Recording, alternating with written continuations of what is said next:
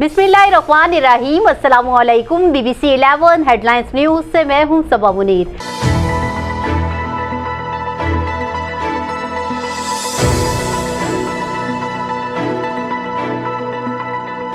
नाज़रीन, आपको आगाह करें सैफन शरीफ से, जहां हमारे नुमाइंदा खुसूसी वकार अली मल्लाह के मुताबिक सैफन शरीफ में चोरी डकैती की वारदातों में इजाफा। दिन दहाड़े टेलीनॉर फ्रेंचाइज से लाखों की मालियत की डकैती का वाकया पेश आया।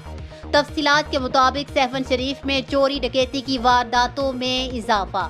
आपको बताएं कि दिन दहाड़े टेलीनॉर फ्रेंचाइज से लाखों मालियत का सामान, पैसे और मोबाइल लेकर फरार हो गए।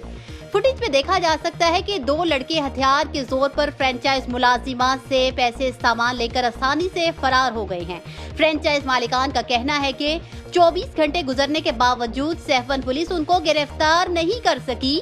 फ्रेंचाइज के मालिकान का कहना है कि हम SSP जामशोरू DIG हैदराबाद से मुतालिबा करते हैं कि डकैती करने वाले दो मुल्जिमान को जल्द अज जल्द गिरफ्तार किया जाए।